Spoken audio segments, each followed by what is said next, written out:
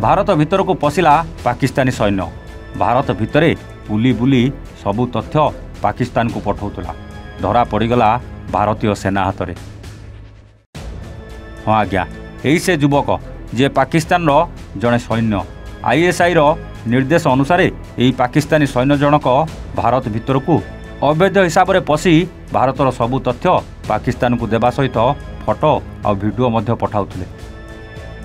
किंतु आज भारतीय सेना हाथ में धरा पड़गला परे यही युवकर असल चेहरा सामना को आसी जाइछि। गुप्तचर भावे काम करुथुबा कथा निजे स्वीकार करथुवा बेले से जने पाकिस्तान सैन्य बोली मध्य निज मुहरे मानिछि।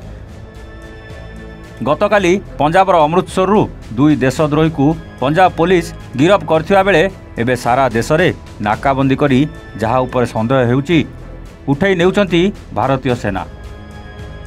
सेपटे सबु राज्यर पुलिस माने मध्य सतर्क हो जाइछंती। शह शह संदिग्ध को गिरफ करने सहित सबु सत तांकठारु आदाय करुछि भारतीय सेना। पहलगाम आक्रमण पर पूरा देश में पुलिस आउ सेना बाहिनी माने संदिग्ध मानकु नहीं पचरा उचरा करने को लगी पड़ता बेले ता भितरे एमिति जनक परे जड़े देशद्रोही और गुप्तचर सामना को आसबार देखा जाउछि। एही युवक को टिके देखि नियंतु जहाको भारतीय सेना निज हेफाजत रे नैछि। ये जड़े पाकिस्तानी सैन्य भारत आसी गुप्तचर काम करुला आउ सबु तथ्य पाकिस्तान को दौला।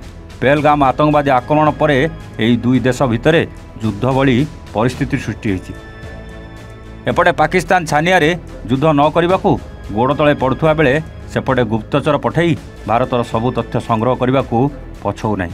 खाली देखा बाकी रहा आउ केते जण गुप्तचर आउ देशद्रोही सामना को आसुचंती।